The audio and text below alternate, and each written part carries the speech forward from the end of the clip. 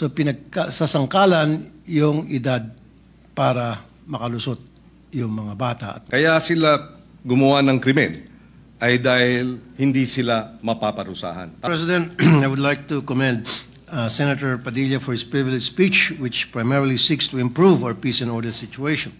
I understand his intention, Mr. President. By my experience in my program, several minors do get involved in criminal activities, and some are even involved in the commission of heinous crimes. The parents and family members of their victims are often left frustrated due to inability to get justice. If we are going to talk about facts, that is a fact. Meron lang po ako yung kwento many years ago. May pumunta sa akin na isang parent from Leyte, if my memory serves me right. Ang kanyang reklamo, yung kanyang 9 years old na anak na babae, ni-rape ng 13 years old na lalaki. After na ma-rape itong 13 years old na lalaki, yung 9 years old na anak niya, kinasuhan, ay dinala sa korte. At anong ginawa ng korte, dahil mayroong Juvenile Justice Act tayo, walang nagawa yung piskal kundi pakawalan. And then, 2 weeks after, nang rape ulit. Again, pinakawalan. Tinawagan kong piskal. Pasensya na. Yun po yung batas. Kailangan pakawalan. Pangatlong beses, nang rape na naman. Na-high blood po ako dun. Nabalitaan ko. At hindi lang po yung unang insidente na nakarating sa akin na kung saan yung mga minor de edad naging recidivist pa ulit-ulit na lang gumagawa ng heinous crime. And meron din akong karanasan sa aking programa din na yung pulis pupuntahan yung bahay ng isang magulang dahil yung kanyang anak ay merong ginawang kasalanan. Ang sabi ng nanay agad, sandali lang, alam ko na yan. Pupunta siya sa kanyang cabinet, kukunin yung birth certificate ng kanyang anak dahil minor de edad. So pinagkasasangkalan yung edad para makalusot yung mga bata at makagawa ng krimen. Ang daming beses na po ng mga insidente na yung mga minor de edad ang lalakas ng loob, gumawa ng krimen dahil alam nila wala silang pananagutan at sasalbahin ng batas. And there were also cases na nilagay sila sa Juvenile Detention Center ng DSWD. Pero nakakatakas. Napapakawalan. Now, meron lang konting katanungan dito kay Senator Robin Padilla, if you will yield to some questions. Isa pong pagpapasalamat ang suporta po ninyo at tanong. Okay. Meron na ho ba kayong ginawang pag-aaral kung tama ba yung 10 years old na ibababa natin yung age of pananagutan para yung isang bata ay makulong sa isang heinous crime? Have you conducted studies or are there or meron na bang pang pag-aaral na ginawa dito? Opo. Ngayon po, nasa oras pa rin po kami ng pagsisiyasat at pagkuha ng mga impormasyon. Ang amin pong binabasihan din po ay yung mga bansa din po na katulad natin na miyembro din po ng United Nations. Alam naman po, may mga batas din po dyan patungkol sa kabataan. Na yung kanila pong mga bansa din, meron din po silang mga batas na ganyan. Katulad po sa Australia, sa UK, at ang iba pong mga bansa din sa ASEAN. Sa ibang bansa nga po sa ASEAN, may 7 years old pa. Opo, doon po sa UK, tsaka sa Australia, 10 years old po ang kanila pong ano. So, makikita po natin na doon po sa mga progresibong bansa din at sa mga kapitbahay po natin, meron na pong mga ganitong batas. Opo. Ang katunayan nga po sa amin pong panukala, hindi rin po namin isinasawalang bahala yung dati pong batas, yung Juvenile Act na yan, sapagkat nakita po namin mapakaganda din po talaga ng batas na ito. Kailangan lamang pong sumabay sa panahon. Okay. Opo. Okay. Yung binanggit nyo po, may mga batas na yung age of criminal liability ay napakababa. Halimbawa, yung Belize, 7 years old. Botswana, 8 years old. Brunei, 7 years old. India, 7. Kuwait, 7. Yemen, 7. Zimbabwe, 7. China, 12. Hong Kong, 10. Singapore, 10. Sa US, depende sa states. It varies from 11 to 14 years old. Australia, tama ka, 10 years old. Germany, 14. Sa atin, ilan? Opo, Mr. sa atin President? po, ang pinapanukala po natin ay 10. Pero Pero sa present, ilan ba yung present ngayon, Mr. 15 President? po eh. 15. 15 So, po, pinapanukala medyo nyo 10. 15 pababa, wala po silang obligasyon. So, ibig sabihin, inahalin tulad nyo po ito sa current age of criminal liability sa Hong Kong na 10, and in Singapore na 10, and Australia 10. So, meron kayong pinagbabasihan. Opo, pinagbabasihan po natin, pero yung atin pong... Medyo mas mataas pa kayo kaysa sa bilis. Buti 10. Sa bilis, 7. Opo. Sa Brunei, 7. India, 7. Kuwait, 7. Opo. Katunayan po, tinitingnan din po natin yung naratibo lagi noong unang batas. Kasi gusto din po natin. Ako sa totoo lang po, Senator Raffy Idol, talagang nakita ko din po talaga naman na may katwiran yung dating batas, yung batas na umiiral ngayon. Hindi lang po siya tumutugma sa panahon. Kaya sa akin pong palagay, sa amin pong pagsasiyasat, yung 10 po, baka ito yung napapanahon. Ito po yung sa ngayon. Kasi lahat po ng nakikita nating krimen ngayon na nagagawa ng mga bata, nandiyan po yung range. Isipin nyo po, meron pa po tayong binasa kanina na gang rape na bababa po sila sa 10 years old. Ito po yung nakakatakot po. Kung ito po ay hindi natin haharapin ngayon, ang sabi nga po ng ibang mga eksperto, baka isipin talaga ng mga bata na okay lang to. Kasi hindi naman tayo makukulong. So, in other words, Mr. President, yung gusto mo na ibaba from 15 to 10 na age of criminal liability ay yung para sa mga heinous crime lang. Opo. So, kung yung sa mga theft, yung nambugbog, nagnakaw, may ginawang kung ano pang kalokohan, basta't hindi heinous, Balik po tayo balik sa original law. 15. So, heinous crime lang Opo, talaga. balik po doon sa original law na ginawa po nila. Opo. Thank you, Mr. President. That's all. Maraming salamat po. Thank you, Senator Tulfo, Majority Leader. Yes, Mr. President, next to interpret is Senator Ronald Bato de la Rosa. I move that he recognized. Senator Bato de la Rosa is recognized to interpolate. Thank you, Mr. President. Would the good gentleman from Bicol yield to just some clarificatory questions? Opo, isa pong karangalan na katulad po ni Senator Raffy na matagal din pong nasa public service at narinig niya po niya lahat ang mga hinaing ng taong bayan.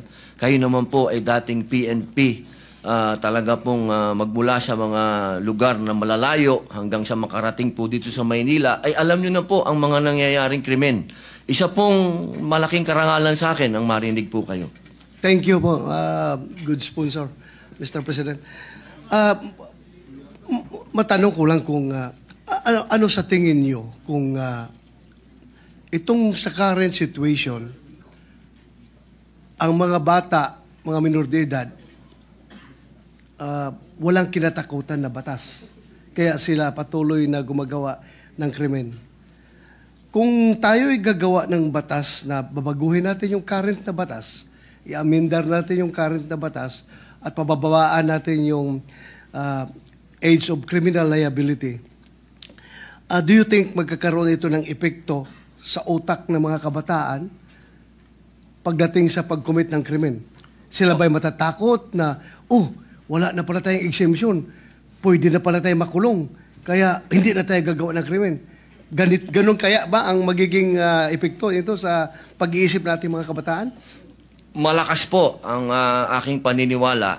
Unang-una po ang pag nangyari po yan, na maamendahan natin at na-aproban po yan at naging batas. Naniniwala po ako na unang makikinabang dyan ay yung magulang. Kasi yung magulang po, yan yung unang konsentidor eh. Katulad nga po nung sinabi ng ating idol, Senator Raffy, ginagamit pa po. Totoo po yun ha. Pati po doon sa Camarines Norte, nung aarestuhin yung bata, ang unang pinakikita po nung magulang ay yung birth certificate. Totoo po yun. Ginagawang tsapa yung birth certificate. So siguro po, mas malinaw ko pong sasabihin sa inyo na kapag ito po ay naging makatotohanan at nangyari yung amenda, ito po ay hindi lang yung bata Una na, yung magulang, magkakaroon na po siya ng lesson, magkakaroon na po siyang wag maging mangunsinte. Pangalawa, alam niyo po, hindi ko na po ipagkakaila sa inyo. Nung minsan nagkaroon na rin tayo dito ng pagdinig, sinabi ko naman na alam natin ang underworld. At alam nyo rin po yan, General. Ang unang mga inaalagaan talaga ng mga sindikato, bata. Huwag na po natin yan i-deny. Kasi yan po ay makatotohanan.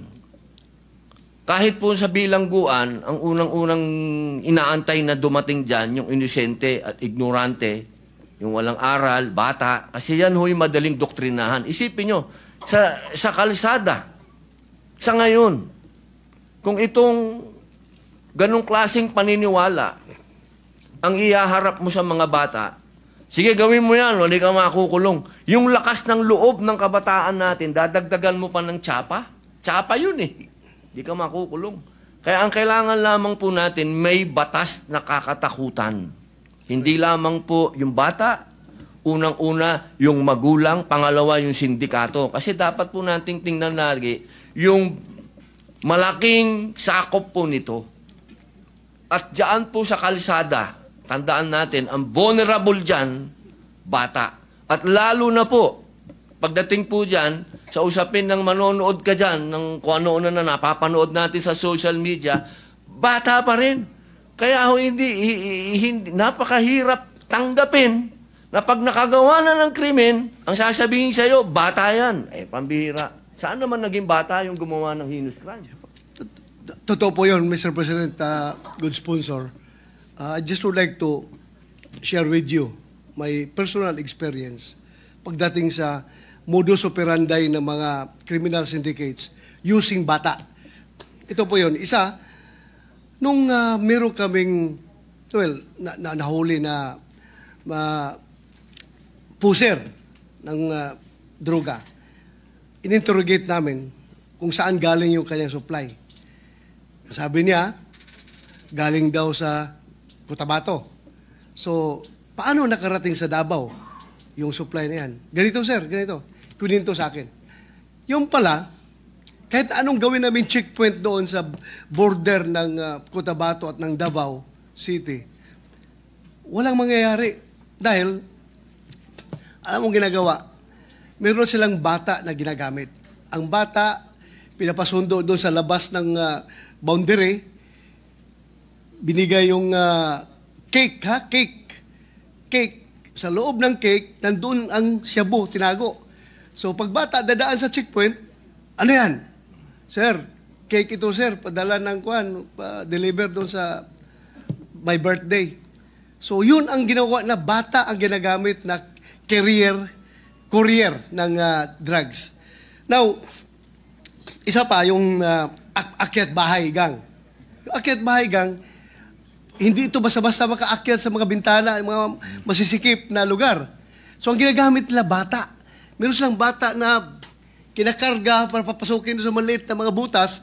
Pag kapasok sa loob, ma-unlock na yung door ng pintuan, yung lock ng pintuan, yun na. Kuha na nila yung mga nanakawin sa loob. Ito pa ngayon ang pinakamatindi. Talagang ginagamit na ang kabataan. Ang problema natin nung na-enact yung batas na yan, I think it's about 2006. Dahan-dahan, nalalaman ng kabataan yung kanilang criminal exemption ay sila ginagamit ng sindikato. Ginagamit ng sindikato.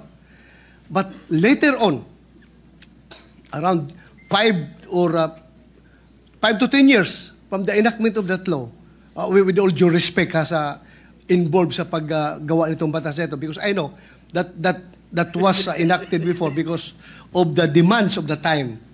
But ito ngayon, nagbago nga, sabi mo nga, nagbago ang panahon. So I think it's about time na i-re-examine na naman natin, i-revisit natin itong batas na ito. Dahil nga, noon, ang mga bata ang ginagamit ng mga sindikato. Pero ngayon, ang mga bata na mismo ang sindikato. Hindi na sila nagpapagamit. Sila na mismo ang organizer sa criminal syndicate. Mga bata. Pag mahuli mo yan, pag imbestigahan mo, Wala na sila ituturo na ginagamit lang po kami nitong mga matatanda na mga sindikato, inutusan kami.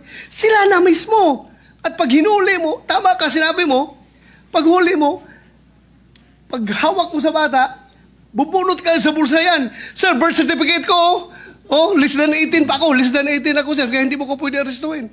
Yun. Yan ang ginagawa talaga ng mga bata ngayon. Kaya, I hope that it's about time that we revisit this law para naman hindi po mga nasama na nabanggit yung mga list of crimes na nangyayari. Yung recently lang nangyari doon sa Tagum, Davao del Norte, isang estudyante, babae, scholar, pinasok sa bahay ng 2 minor de edad.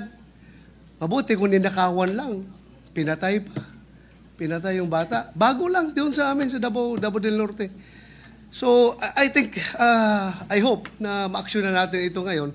Dahil kahit anong gawin mo, kahit anong sabihin, kahit anong dipinsa natin sabihin na maganda yung batas na yan, ginawa yan para sa kapakanan ng mga kabataan.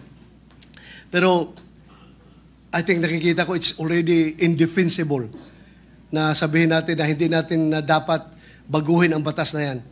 Pag sinabi natin na hindi yan baguhin dahil mali ang pagtingin natin sa sitwasyon. Ako, I've been a policeman for how many years and hanggang nag-retire ako, yan ang palaging reklamo, hindi lang ng pulis, hindi lang ng mga biktima, kundi pati parents mismo. Sabi ng mga parents, katigas ng ulo ng itong anak ko, sir, wala na akong magawa. Hulihin nyo, sir, bitain nyo yan. May mga parents magsabi sa akin, bitain nyo yan, sir, katigas ng ulong bata niyan dahil nga ayaw magpa-disiplina dahil alam nila na mayroong batas silang sinasandalan. Kaya siguro, it's about time lang, Mr. President, good gentleman. Maraming salamat po sa pakikinig mo sa aking sinishare. Thank you po. Thank you, Senator Bato de la Rosa. Okay, Senator Tulfo. Quick lang, Mr. President, kasi hindi doon sa katanungan ni Sen Bato kay Senator Padilla na kung itong batas ba na ito na gusto maamendahan ni Senator Robin Padilla na ibababa sa 10 years old yung criminal liability, kung ito ba'y magiging deterrent, will it stop the minors from committing crimes? Para sa akin ang sagot doon is yes and no. No, magkakaroon pa rin ng mga kriminal ng mga bata. Magkakaroon. And yes, yung mga bata na nakagawa na ng krimen, hindi na siya pwedeng umulit dahil nakakulong na siya. Sa present setup, yung mga minor de edad na mga loko-loko, they keep on committing crime time and time again sapagkat hindi sila pwede makulong. Paulit-ulit sila nakagawa ng krimen. Ngayon, kung dito sa batas na pinopropose ni Senator Robin Padilla, one strike ka lang. Gumawa ka ng krimen na heinous, kulong ka na, hindi ka na makaulit. Thank you, Mr. President. Maraming salamat po. Thank you, Senator Rafi. Majority Leader. Yes, Mr. President, next to interpolate is Senator Francis Kiko Pangilinan. I move that he be recognized. The main author of the Juvenile Delinquency Act, Senator Pangilinan. Ginoong Pangulo, bago po umpisa si Senator Kiko, gusto ko lamang po siyang batiin at siya na po ang chairman ng Constitutional Amendments and Revision. At maraming salamat din sa dating chairman ng Constitutional Amendments Committee. Magandang araw sa kanila lahat. Kung maaari po bang magtanong ng ilang mga katanungan sa ating nagbigay ng kanyang privilege? Opo. Unang-una, nagpapasalamat tayo na ito'y naisiwalat ng ating kasamahan sa Senado, yung usapin ng Juvenile Justice Welfare Law of 2006 and amended noong 2013. Una sa lahat, tayo ay nakikiisa sa kanya sa usapin ng pangangailangan ng hustisya, lalo na sa mga naging biktima ng mga krimen o kaya mga kilos ng mga kabataang nasasangkot o minor de edad na nasasangkot sa criminal activities. Tama lang na dapat ang mga nagkasala ay nananagot. At marahil ay maraming kinakailangan ding liwanagin o linawin sa usapin nung ano nga ba ang tunay na mga probisyon o tunay na mga posibleng mga pag-implementa ng batas at ikumpara ito dun sa mga hindi tama o kaya disinformation. Unang-una sa lahat, hindi po tama at hindi ito naaayon sa batas na walang pananagutan ang kabataan na nagkakasala. Number 1. Number 2, hindi rin tama na ang nagkasala sa batas na menor de edad ay dapat pakawalan. Number 3, hindi rin tama na kapag ikaw ay below 15 at up to 9 years old at ikaw ay nagkasala, ay dapat kang pakawalan. Maliwanag, noong 2006 na ipasa yung batas, nakita ang ilang mga naging problema sa implementasyon ng batas. Kaya noong 2013, ito ay inamendahan under the chairmanship then of now Senate President Chis Escudero. He was the chairperson of the Senate Committee on Justice. Ngayon, siguro isang tanong. Ang unang tanong, maaari bang masabi na oo, may kakulangan ng batas, ngunit mas marami ang kakulangan sa implementasyon kaysa sa batas mismo? Una po, linawin ko po sa ating kaibigan, Senator Kiko Pangilinan, wala po akong sinabi na kulang ang batas. Ang sabi ko po ay napakaganda ng batas na ito. Hindi lang po siya napapanahon ngayon. Sa pangalawang tanong po, totoo po yan sa maiksing panahon ko po dito sa Senado, napakadami pong magagandang batas. Sobrang gagandang batas, hindi po talaga na-implement. Hindi lang po sa usapin na ito. Usapin lang ng agrikultura, number 1 na yun. Public information, number 2 na yun. Pero ito pong tanong nyo po, totoo po yan. Implementasyon ang kulang. Pero alam nyo naman po sa buhay ng... Ito lang po, opinion ko lang po ito. No? Dahil ako po ay hindi ko naman po itinatago na tayo po'y galing dyan sa ganyang klaseng buhay. Yung mga ganito po kasi, alam nyo, minsan iisipin natin ang mga kriminal bobo, kriminal tanga, kriminal walang isip. Gusto ko pong sabihin sa inyo, nagkakamali po tayo. Yan ho ang mga pinaka may brilliant mind, ano?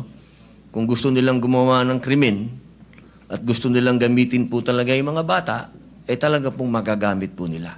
Kaya ulitin ko po, Senator Kiko, wala po akong nakitang hindi maganda sa batas po ninyo. Ako po'y naniniwala dito sa batas po ninyo. Kaya lang po, kailangan po natin mag-adjust po sa panahon po ngayon. Maraming salamat sa paliwanag at sa kasagutan. Kanina nabanggit nung in-interview na kabataan na kaya nila ginawa yung batas, yung kriminalidad. Kaya sila gumawa ng krimen ay dahil hindi sila mapaparusahan. Tama yun, hindi ba? Tama yung yung bitiw na salita. Tama ba yun sa ilalim ng batas na pag sila gumawa ng kriminalidad o krimen ay hindi sila mapaparusahan? Sa usapin po ng, kasi ganito po yan, no? Napakaganda po nung inyo pong katanungan. Ang bata kasi, kahit siya, lalahatin ko na po, ano? Kasi ganito yan Pagka sinabi mong pananagutan, ang kaduktong po nun, dapat may parusa. Kasi kung pananagutan, oo, may pananagutan. Sinabihan siya, ginawa mo yan, kaya ganito muna ang mangyayari sa'yo, dadaling ka muna dito sa bahay pag-asa, dadaan ka dito sa matinding intensive na masasabi nating psychological and moral and lahat na po, no, sabihin natin. Alam niyo po, Senator Kiko, sa 3 years and a half ko po sa Bilibid, hindi ko naman po nila lahat, ano. Pero wala na pong pinakamagagaling na artista kundi kriminal. Kapag kaharap niyo po yan, lahat ng drama, lahat na po, sabihin niyo po, lahat ng kalungkutan, lahat ng pinagdadaanan niya, sasabihin sa inyo. Pero pag talikod po ng nag-i-interview dyan, o halimbawa ng empleyado yung sabihin gwardiya, o ng probation officer, pag talikod po nun, pagbalik nyo sa selda, bubuksan yung wallet niya, papakita sa iyo yung dyaryo, itong pinatay ko, pare. Ganyan po ang criminal mind. Hindi ko naman po inilalahat, pero pagka sinabi po natin kasi ng pananagutan, dapat nagbabayad ka ng kasalanan, hindi lang binasa sa iyo. Hindi yung parang gumawa ka ng isang karumal-dumal na krimen, ito po nakita ko po ito dahil ako po ay kagyat na pumunta sa Camarines Norte nung ni-rape nila yung batang, ano po ito Senator Kiko magkakaibigan po ito. Yung babae ni-rape nila, binidyo nila, lahat, pinatay, lahat po, binidyo, hanggang naagnas yung bata, binidyo. Pagdating po, kasama po ako doon, nung dinala po doon sa Bahay Pag-asa, ang sabi nung bata, hahantingin ko kayo. Sabi doon sa mga, papatayin ko kayo. Sabi doon sa mga pulis. Ilang taon yung batang yun? 13 po. At ilang taon yung, grupo sila, hindi ba? Grupo po. 13, 15, yung isa po, 16. Yung bata pong ni-rape nila, 13 din. Yes. Okay. Kaya ako tinatanong yun, dahil yung bitiw na salita ng bata dito sa video na sinasabing, ginawa namin ng krimen dahil alam namin hindi kami mapaparusahan, ay maling impormasyon. Hindi tama na hindi sila mapaparusahan. At yung mga edad 16, 15, oo, menor de edad, pero maliwanag sa batas na maaari silang litisin bilang mga nasa hustong gulang na kapag napatunayan na meron silang discernment. At ang katunayan niyan, yung magwad killings, dahil sila ay menor de edad nung naganap, pero sila ay 16 at 17, sila ay nilitis bilang mga nasa hustong gulang at sila ay nakakulong ngayon. In other words, hindi tama yung sinasabi na dahil menor de edad, hindi pwedeng parusahan. Dahil yung dalawang involved sa magwad killings, pinarusahan. Nakakulong ngayon. Yun ang puntong isa. Ayaw nating mangyari ang mga ito. Dapat lang mabigyan ng hustisya ang mga biktima ng karumal-dumal na krimen na galing sa menor de edad. Subalit hindi tama pag sinabing kapag menor de edad dapat pakawalan, number 1, dahil pag pinakawalan yan, labag sa batas yan, at dapat parusahan yung mga nagpapakawala ng mga menor de edad na nagkasala. Yan ang batas. Iba ang batas, iba naman ang implementasyon. Yung nagsasabi namang pinakikita yung birth certificate, may pananagutan din ang mga magulang sa ilalim ng batas. At yung mga nagsasabing ginagamit ng mga bata, may pananagutan din sa nasabing batas. In fact, ang parusa dun sa mga gumagamit ay yung maximum na maaaring maging parusa dun sa krimen na isinagawa ng mga bata at ginamit ng mga sindikato. Ito'y madaling sabihin, parusahan yung bata, ginagamit ng mga sindikato. Bakit hindi habulin yung mga sindikato? Kasi mas madaling parusahan yung bata. Mahirap parusahan yung mga sindikato. Dahil yun makapangyarihan. Yung bata, vulnerable. Ginamit na ng mga sindikato, exploited na, biktima na, dahil ginagamit at kinakasangkapan, at mabibiktima ulit ng Estado dahil kailangan silang parusahan at ikulong. Kaya kinakailangan marahil ay balansehin natin. Sa usapin ng unang-una, yun nga ba talaga ang sinasabi ng batas? Allow me to read some of the provisions parents shall be liable for damages unless they prove to the satisfaction of the court that they were exercising reasonable supervision over the child. Ibig sabihin, may pananagutan ang mga bata, ang mga magulang. Meron ding maliwanag na usapin. Pananagutan ng mga gumagamit sa bata, Section 20C. Any person who in the commission of a crime makes use, takes advantage of, or profits from the use of children, including any person who abuses his authority over the child, shall be, or instigate the commission of the crime, shall be imposed the penalty prescribed by law for the crime committed in its maximum period. So kung ginamit sa droga, maximum sentensya sa usapin ng illegal na droga ang ipapataw dun sa mga magulang o sa mga adults, sa mga sindikato na gumagamit sa mga bata.